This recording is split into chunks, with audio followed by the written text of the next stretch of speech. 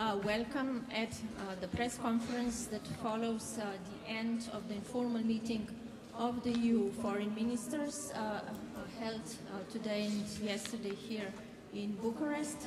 High Representative Federica Mogherini and Foreign Minister of Romania, Teodor Meleșcanu, will say a few words, and then we'll have time for some of your questions. High Representative, you have the floor. Thank you. I would like to first and foremost thank Teodor for great cooperation we've had in preparing but also managing this ministerial meeting. We even managed to finish on time, which, as you can understand, is quite remarkable.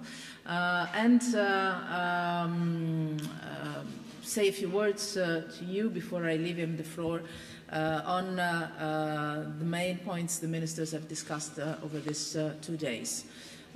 Yesterday we started with a very important conversation on the Eastern Partnership. You know that the European Union has a special partnership with 6 countries, 6 European countries in the East.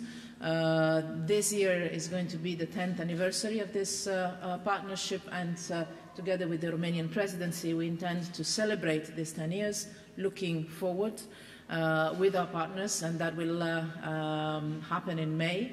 I understand that you will probably say a few words more on this point. I would leave you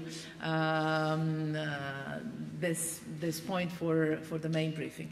I shared with you already yesterday the discussions we had yesterday afternoon on Venezuela and the conclusions we draw with the ministers. I can update you on the fact that during the evening and the night then contacts continued at my level with some of our friends in Latin America. So the preparation for the ministerial meeting of the International Contact Group are advancing, and I am hopeful we will manage to have a formal communication about that in the coming hours. And today we had yesterday evening already we were joined by our colleagues, our friends, the foreign ministers of the candidate countries for a social dinner to which we were honored to be joined by the Prime Minister of Romania.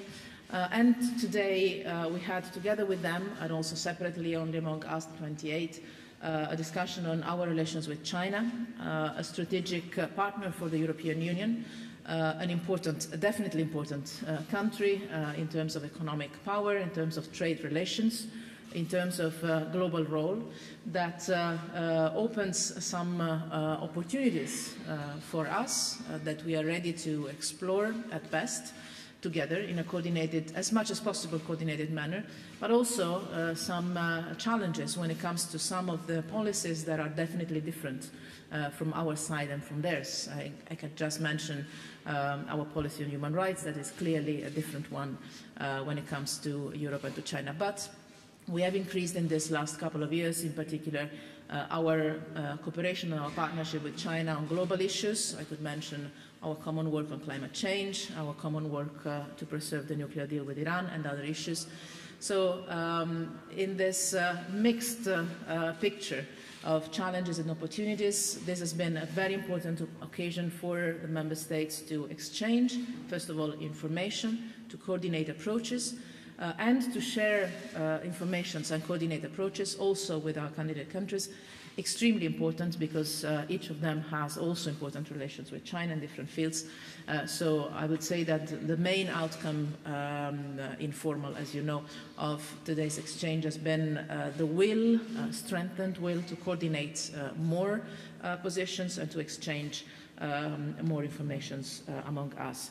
I have proposed to the ministers that we come back to our relations with China in one of the next Foreign Affairs Council we had in Brussels ahead of our annual summit with China that this year I understand will be in April. If I can add 2 last things, we didn't have time yesterday to address one point that was foreseen in the agenda, Syria. We will do it at the next Foreign Affairs Council in the mid of February, so a couple of weeks from now.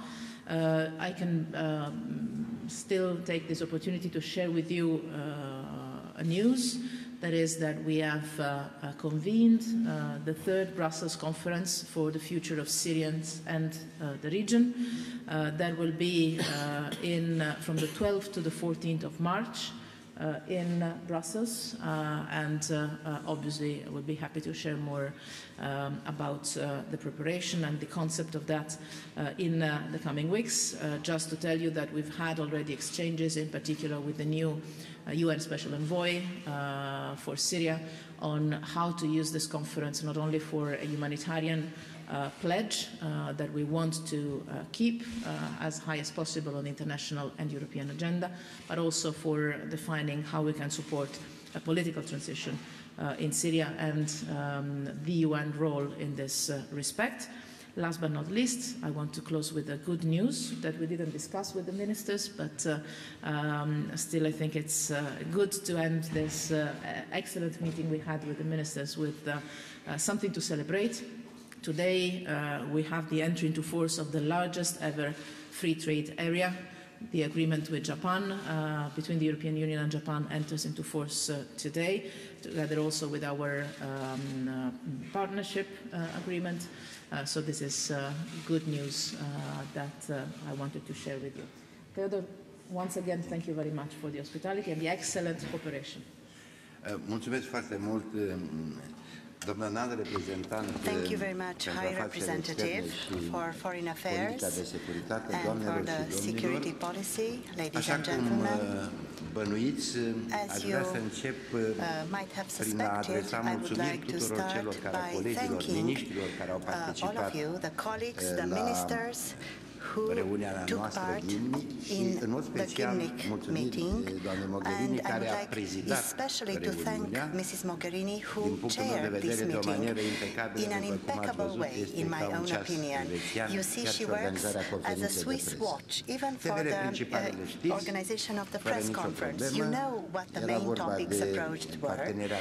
It was about the Eastern Partnership, Venezuela and China, and then Syria, because we lacked the time. Syria will be discussed during the next meeting of the Foreign Affairs Ministers. And now I will speak about the Eastern Partnership. You know very well that this is one of our priorities during the presidency, especially because this year we are celebrating 10 years since the launching of the Eastern Partnership, and this was a very successful policy of the European Union, and it was the policy that led to very deep changes in the economic and social fields, and also in the life of citizens in this region. We liberalized visas, we multiplied the opportunities for young people to study abroad, we had new projects for research and interconnections, and all these projects would have seemed unimaginable just a few years ago when the Eastern Partnership was launched. But besides the political vision, of course, we want to plan a summit of the Foreign Affairs Ministers in Brussels on this topic, on the Eastern Partnership, because we want to we want to talk very openly about the results brought by the Eastern Partnership for both the EU member states and for our partner countries. This meeting will provide us with the opportunity to look to the future, to see what can happen after 2020, which will be the commitment of the EU as a whole towards this relation with the countries in the Eastern Partnership. And in this respect, I must tell you that we pay special attention to accomplishing a set of objectives in the fields of energy, digital and business partnership, and also transport. Of course, one of the main questions is which will be the conclusions of our ministerial meetings. I hope that we'll be able to sketch a set of concrete ideas to assess results and also think about the future, and especially have an official agreement from the member states and the partner states in order to pursue the program beyond 2020. Un alt subiect a fost China. Another topic we approached was China. Mrs. Mogherini already mentioned it.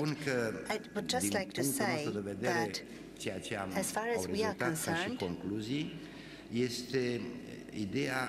the main conclusion is that we do have the wish to promote cooperation with China on a pragmatic basis, also as far as the solution to international crisis is concerned, and also we would like to take ambitious measures in order to fight climate change. In this context, we also discussed the importance of our transatlantic link and the relations that the USA have with fiind un alt eveniment important pe care vom avea în timpul președinției noastre, este va fi acela de adoptarea de valorificare a strategiei de conectivitate între Europa și Asia, care a fost recent adoptată de Uniunea Europeană. Trebuie să vă spun că din toate datele rezultă destul de clar că Republica Populară Chineză rămâne principalul partener economic al quasi-majorității statelor europene. România nu e nevoie să mai insist, în mod evident, susține complementaritatea formatului de cooperare China-Uniunea Europeană, China, EU, China, Europa Centrală și de Est, 16+1. Central Europe and Eastern Europe, 16+1, with the Populară Chineză. Evident, dorim ca toate aceste activități in this respect, and we wish for all these activities to take place in full transparency and in full agreement with the legislation and values of the European Union. I would like to take this opportunity to tell you two words now about something else. Today we had a very special moment. Our colleagues who were representing Greece and the Northern Republic of Macedonia sat together for the first time at the table and shared the same idea.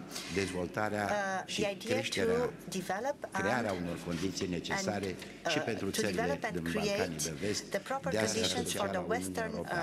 Sper că după semnarea acestui acord de la Prespa, pe de-o parte, sunt convins că va exista o invitație de aderare pentru Republica Macedonia de Nord, dar un al doilea lucru pe care vreau să-l subliniez este că semnarea acestui acord a dovedit că și în condiții foarte dificile, cu o istorie foarte complicată, atunci când există dorința de a găsi soluții politice la problemele politice, atunci se pot realiza într-adevăr miracole. Cine s-a închipuit cu câțiva ani înainte, practic era una dintre marile that we would reach this point, because that was a very intense debate a few years ago. So we all congratulated them, and we hope that in the future this will create benefic synergies for other countries from the Western Balkans who are still negotiating the same topics. I would like to thank you very much for the coverage you provided to our meeting. I don't know what you broadcast as news on the TV and in the media, but it seems that there is a favorable impression. We had a very fruitful Gymnich meeting. Time for a few questions. Please introduce yourself and the media you're working for, and possibly indicate to whom you're asking your question. I will start with Damien, second row. Please wait for the mic.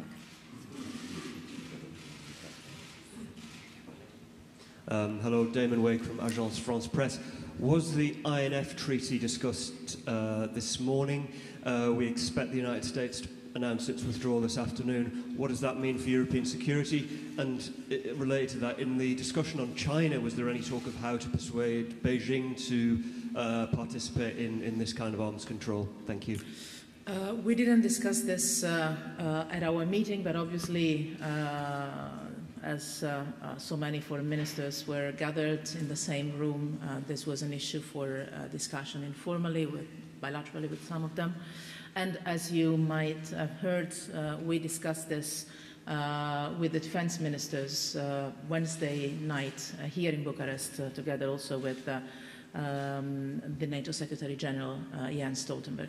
And I had already on Wednesday the opportunity of saying publicly what I would reiterate here, that European countries and the European Union as such are not members, not parties to the INF, but Europe has been probably the one that has benefited the most out of this treaty, that we have valued enormously, that we value enormously, and that our wish and our call is for this treaty to be preserved with full compliance by both parties, and you know where the issue stands there.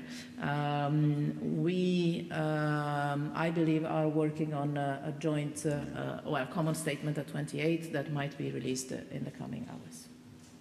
Thank you very much. Gentlemen in the fourth row. Can you bring the mic, please? Ține de microfonul. Acolo. Also a follow-up question on this INF treaty. What's the official position of the EU? And because of the United States withdrawal was based on Russia's non-compliance with this agreement, and also for Mr. Meleșcanu, the same question. The European Union as a union, as you might know, relies on the information that member states share, including on this issue. But as I had the opportunity of discussing many times, including during the NATO ministerials and in the NATO headquarters in the last months, we have also had access to some of the information that NATO has shared with us. As I said, for the European Union, and then obviously member states have direct sources of information, and I'm sure that especially those that are also NATO members or NATO allies might respond to this question also in their capacity as a NATO ally, which is true for the vast majority of the European Union member states. For us, as a European Union, what would be extremely important to see is full compliance with the INF Treaty, and so the preservation of the treaty as a framework. This is fully coherent not only with the security interest that Europe has. What we definitely don't want to see is our continent going back to being a battlefield or a place where other superpowers confront themselves. This belongs to a faraway history that both the INF Treaty and also the European Union as such, as an institutional build-up, have contributed to overcome once and for all. And we definitely don't want to even consider the possibility of going backwards along this path. But this is also consistent with our overall policy on arms control that we believe is essential for the security of the world, and in particular an arms control architecture that is based on international treaties and multilateral treaties. Thank you very much. Vreți să adaug ceva? Do you want me to add something? Please. It's a very simple answer. As Madame Mogherini has underlined, the European Union and the members of the European Union are not involved in this agreement. It's obvious that we are all interested in having this treaty in function in order to reduce the possibilities of any risks of using atomic weapons. But the key issue is the full respect by those who are parties to the treaty to respect the provisions of the treaty. And one of the problems are directly connected with the development of some systems of missiles at the level of the Russian Federation, which from the point of view of the United States are not in conformity with the provisions of the INF. That's why we as European countries are interested to see the continuation of the treaty, provided the parties of the treaty will fully respect the engagements they have adopted. Thank you. Thank you. The lady in the second row.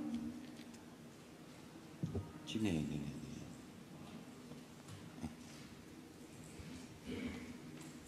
Andreea Popa, Digi24. Întrebarea este pentru doamna Federica Mogherini. Mai aproape și mai Digi24, question to Mrs. Mogherini. Turkey, and besides Russia, is the most influential power in this area, especially because the USA stepped back. Now, Turkey is on its path of accession to the European Union. What do you think about Romania, who has a special relationship with Turkey? Could Romania help in a better mutual understanding between the two parties, Turkey and the European Union? Definitely so, and this is also why I'm so thankful to Teodor, to the Romanian presidency. But I have to say, this happened also with some of the previous presidencies from the region, I think of Bulgaria, for instance, that provide for sure a particular angle to our understanding and our contacts and our relations with a country like Turkey that is at the same time a candidate country and a partner for the European Union in a region that is a priority for us.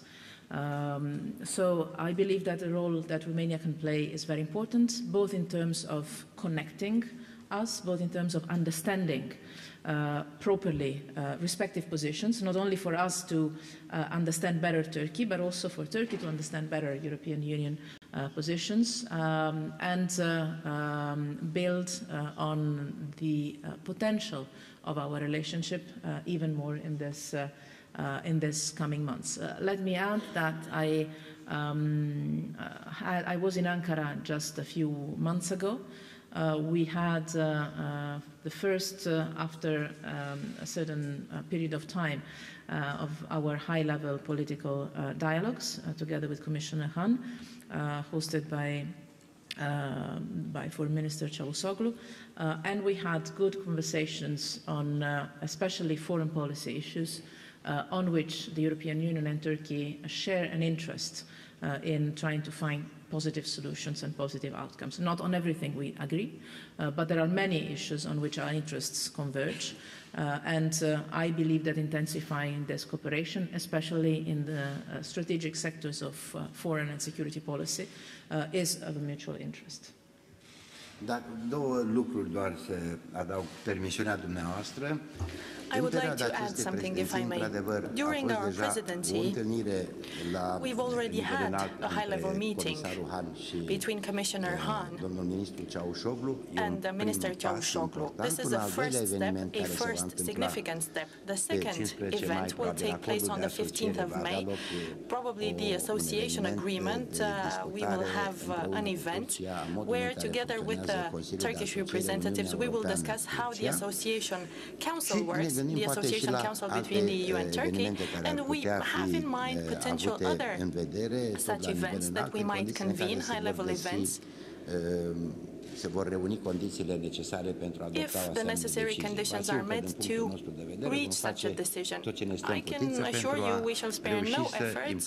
We will try to do what we can to send a clear message when it comes to the importance we give to the negotiation process for the accession of Turkey to the EU. Thank you. Lawrence. Thanks a lot. I will go back to asking two questions. Lawrence Norman, Wall Street Journal.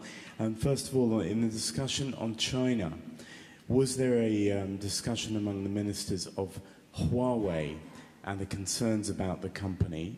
Was there any push for a common position among the Europeans about these concerns?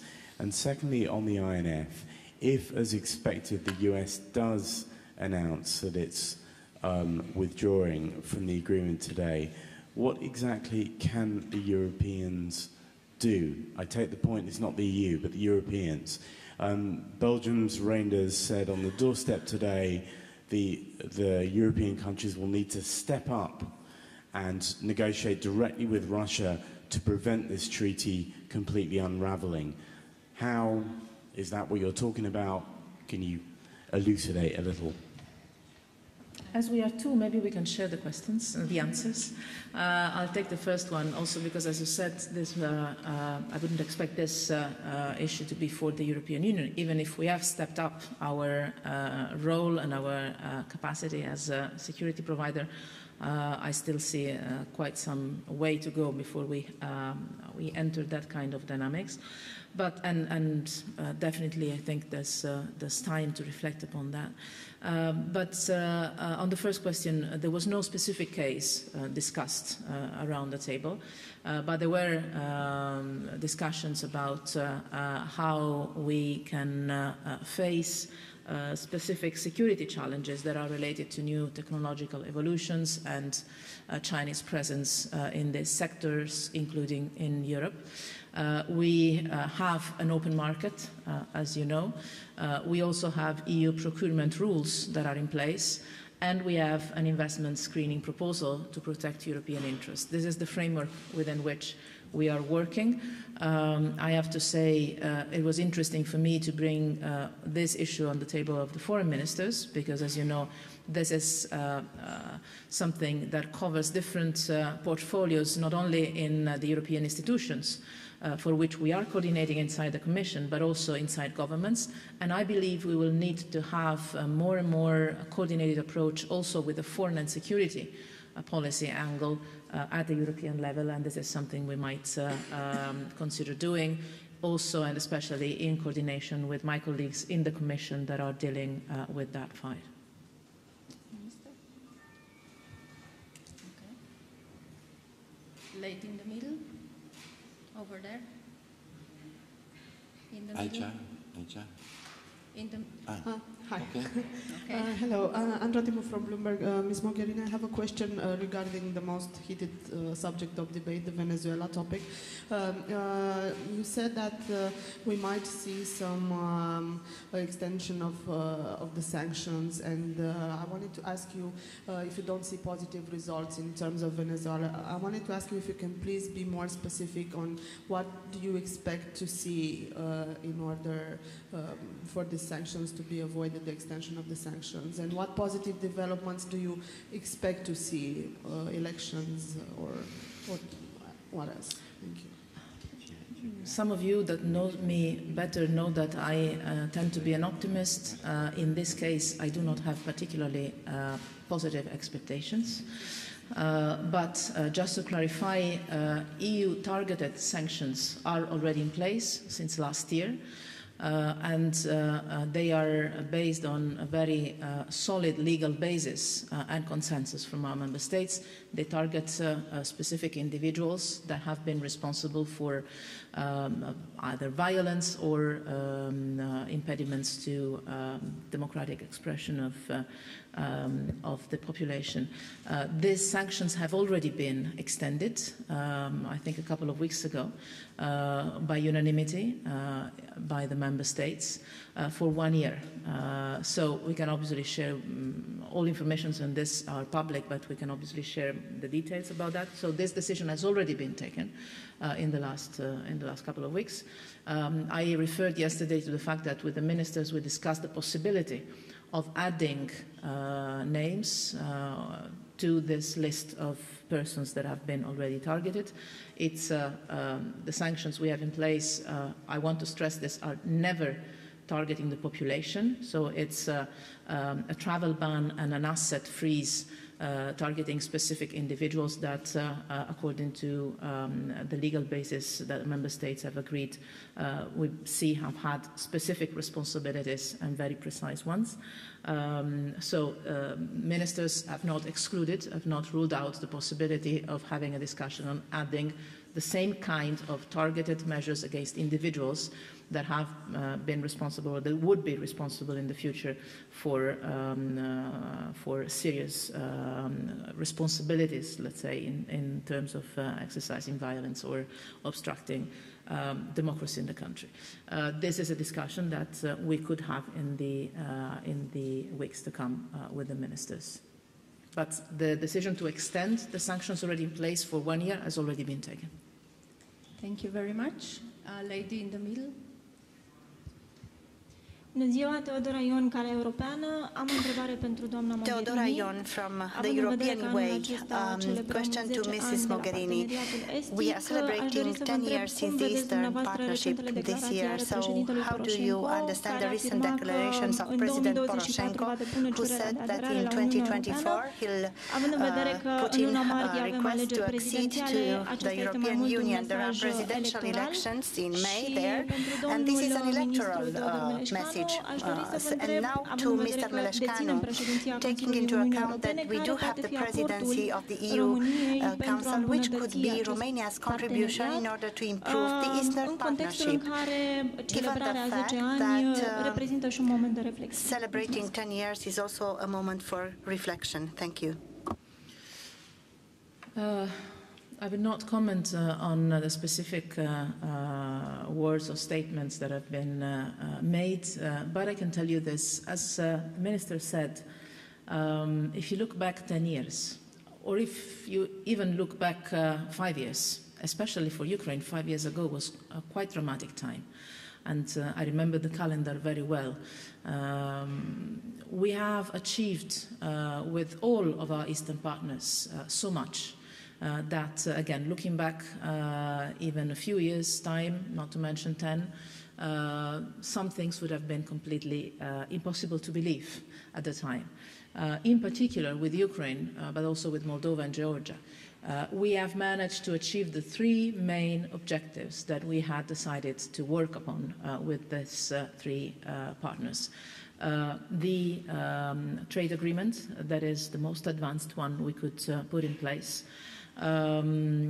The association agreement that gives us a framework for regular, constant exchanges and cooperation on a political level on all different sectors, and that is moving forward and supporting all reforms that in these countries are asked for by the citizens and are beneficial for their society, their economy, the rule of law, and the visa liberalization that has been always on top of the agenda for these three countries, and that I believe has brought an immediate, tangible change for the citizens of Ukraine, but also of Georgia and Moldova. So, again, if you look back, for instance, at the beginning of my mandate, some 4.5 years ago, all of these objectives would have seemed completely out of reach.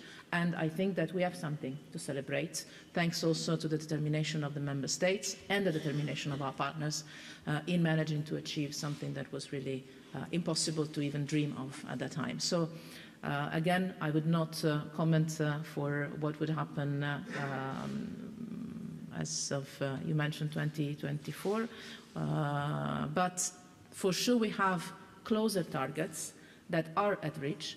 We have this agenda of 20 deliverables for 2020. 2020 is 1 year from now, and we are convinced, both on the member state side and on the Commission side, we are convinced that these changes that are doable, that are at reach, and that are extremely concrete from the point of view of how they might impact the life of the citizens, both of their countries but also of ours, are something on which, in a very pragmatic and concrete way, we can work together and achieve excellent results. I would try to stick to that.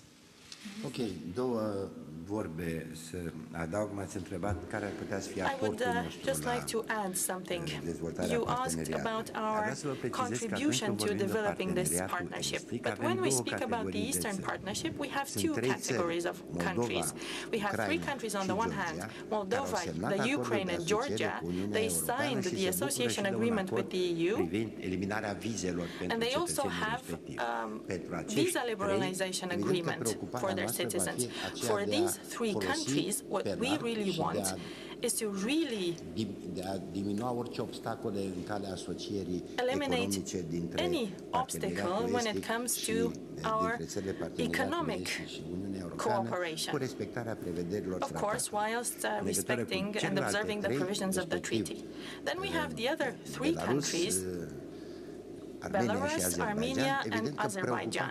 Now here, our main concern will go towards finding a way whereby we can support reforms in these countries so that they can become, as soon as possible, associated countries. And we might go down the path of visa liberalization in due time here as well. But as a general approach, de la Bruxelles pe tema parteneriatului estic va insista pe ideea că pe lângă eventuale aprecieri și for the celebration of the Eastern Partnership, Romania will send a message that we need to focus on concrete projects and improve the connectivity among the member states of the EU and the countries in the Eastern Partnership. And we need to make sure that they continue to develop and implement all the necessary reforms. Thank you. I would like to add one word because Teodor is perfectly right. I focused on the three countries of the Eastern Partnership that have the most advanced partnership with the European Union. Again, because if you measure the distance we have managed to cover, it's quite remarkable. It's really remarkable. But it is true that when we will celebrate in May the 10th anniversary of the Eastern Partnership, we will have something to celebrate together with each and every of the six partners, because with each and every of them, including the three that do not have an association agreement with the European Union, we have advanced enormously in our partnership in terms of signing, initialing, negotiating agreements, in terms of strengthening cooperation, in terms of internal reforms or steps towards internal reforms that they have been doing, and in general terms in terms of coming together so often and on a regular basis and respect what the preference is when it comes to what kind of relation they want to see together with the European Union, in which fields, and a certain flexibility that I think we have adopted in the European Union in adjusting our agenda and our cooperation with them according to this.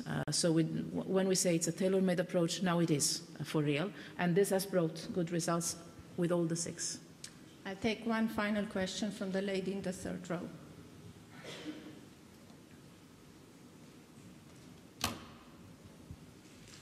Magdalena Morech, Romanian Public Television. My question is on the Republic of Moldova and is addressed to both officials. The other day, the Council of Europe, a delegation of the Council of Europe visited Chișinău to assess the situation before the 24th of February elections. And in their report, they mention some cases of violence, of intimidation, pressures on independent journalists, and I'd like to know to what extent are you worried about these issues? What are your concerns, taking into account that the United States already 2 weeks ago urged the authorities to ensure a fair and correct electoral process? Thank you. I try to answer in English because if I make some mistakes, I will say that I didn't explain so I try in Romanian. Ok, hai să vă răspund în românesc. Evident, în mod evident, una dintre probleme cu care suntem confruntați la nivelul Uniunii Europene. One of the problems we are facing in the EU has to do with elections. Elections in two key countries in the Eastern Partnership. Moldova, but of course the Ukraine as well. You mentioned the problems in the Republic of Moldova. Now, 10 days ago, 2 weeks ago, I visited the Republic of Moldova. I visited Chișinău and I discussed many issues with the Prime Minister, and among many other things I mentioned that for Romania, but not only, for all the member states of the EU, there's a red line that cannot be crossed, and this red line has to do with fair, democratic, correct, efficient elections in the Republic of Moldova. I have very clearly stated that this is an essential test, a litmus test, upon which the relationship between the Republic of Moldova and the EU depends in the future. So this was a very clear message that I've sent. to this respect. And the second message I tried to transmit was that he should not break bridges with other parties in the opposition, pro-European parties, because there might be a majority there, a pro-European majority if the communication is continued. I will be very frank. I hope this is new to you. For the first time, we convened a meeting of all non-parliamentary parties in the Republic of Moldova, those which have pro-European sentiments. We convened this meeting in the Romanian embassy, and it was very nice to see that representatives from all levels of the civil society in Moldova were there. And this is why, and this is how we try to say that we support fair elections, transparent elections, and I've also said that never say never in politics. This was another message that I tried to send, trying to tell them that they should be open to all possibilities. And when it comes to the delegation of the Council of Europe, because you mentioned this, in the OSCE, ODIHR, and in the Council of Europe, there's a clear interest to observe the way in which the elections in Moldova will go on. So we will have really observers there of these elections, and they will have a clear view on the way in which these elections take place. We hope that these elections will be correct and fair, and that they will respect the rules. Thank you. I can be very short because the Minister said a lot, and in particular I would like to underline all that is said about the importance for the European Union, not only for the European Union, but also from the side of our partner organizations, being it the Council of Europe, the OSCE, other partners in the world, the absolute importance we attach to the holding of free, fair, transparent elections. This is our compass, and this is what we discuss constantly with our partners, not only in the East of Europe, but also everywhere in the world.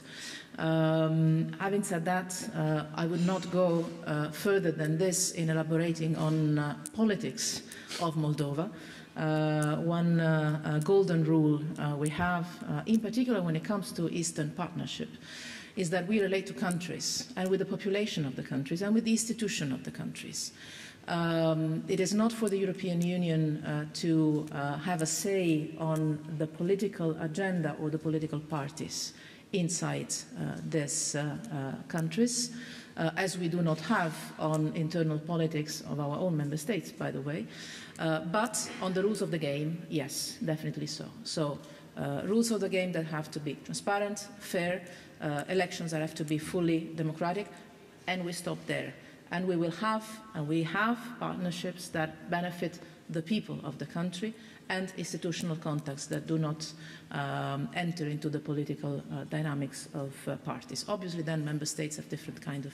But from the European Union side, this is the golden rule that I think is important to keep a certain stability in our partnership with these countries for the benefit of the population, regardless of political changes that might happen in one country or another. You mentioned also other countries that are facing elections, or elections on our side, because we are facing elections as well. So it is important to stress this. Rules of the game have to be 100% transparent, reliable, respectful of democracy, and we have methods to observe these processes, as the ministers mentioned, together with our partner organizations. And our partnership remains the strongest possible, together with the countries, with the institutions of the country, and the only interest we have is the benefit of the population, both on our side and on their side. Thank you very much. This concludes the press conference. Thank you all for coming. We delayed with 15 minutes, but it's okay. I think it's